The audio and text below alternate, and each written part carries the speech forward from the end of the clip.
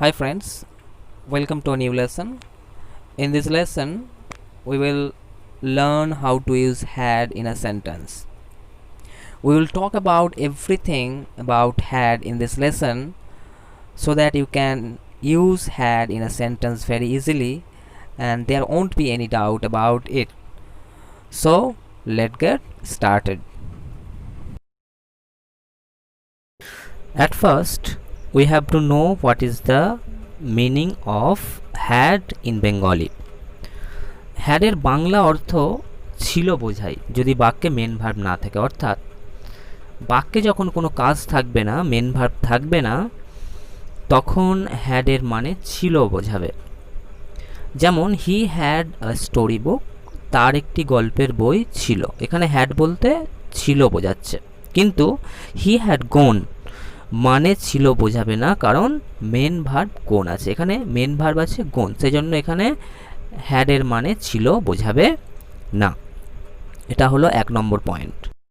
এবার আমরা দেখব 2 নম্বর পয়েন্টটা কি রয়েছে। 2 নম্বর পয়েন্টটা বলছে এখানে ছিল বলতে অতীতে কিছু অধিকারে থাকা বোঝায়, অর্থাৎ বর্তমানে আছে বোঝাতে আমরা হ্যাজ হ্যাভ ব্যবহার করি, অধিকারে আছে, কিন্তু যখন অতীতে ছিল বোঝাবো তখন আমরা হ্যাড ব্যবহার করব। দুটোই অধিকার, একটা প্রেজেন্ট একটা পাস্ট।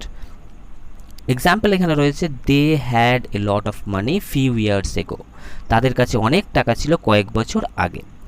তাহলে এখানে হ্যাড বলতে অধিকারে ছিল বোঝাচ্ছে এবং ফিউ ইয়ার্স এগোর মাধ্যমে অতীতে অধিকারে থাকা বোঝাচ্ছে।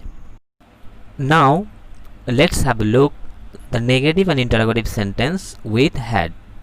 Here is a sentence, he had a toy last year. তার একটি খেলনা ছিল লাস্ট ইয়ার, মানে গত বছরে তার একটা খেলনা ছিল।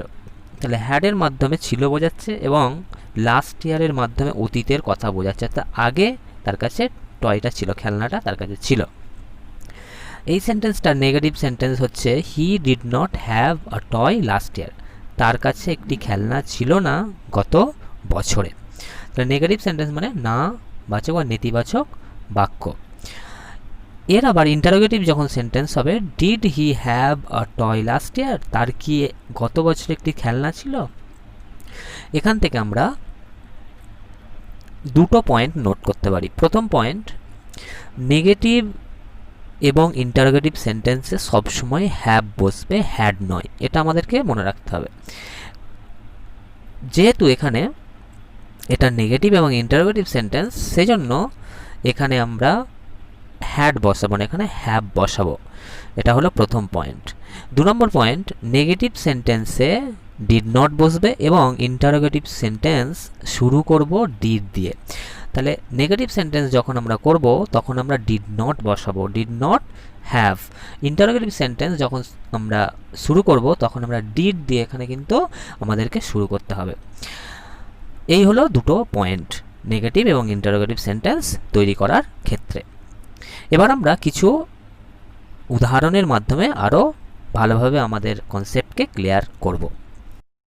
The first example is they had a beautiful garden, তাদের কাছে একটা সুন্দর বাগান ছিল বা তাদের একটা সুন্দর বাগান ছিল।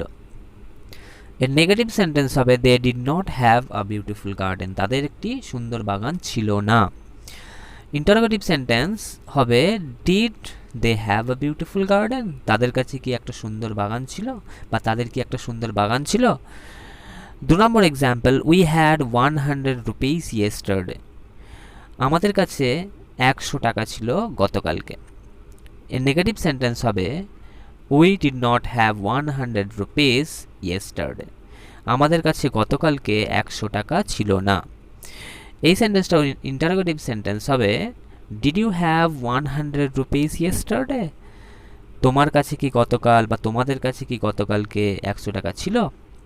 এখানে উইটা ইউ হয়ে গেল, কারণ হচ্ছে প্রশ্নবোধক বাক্যে সাধারণত উইটা ইউ হয়ে যায়। উই এবং আই যখন থাকে সেটা প্রশ্নবোধক বাক্যে ইউ হয়ে যায়, এটা আমাদেরকে মনে রাখতে হবে। So this is the end of this video. I hope you like this video. Thank you.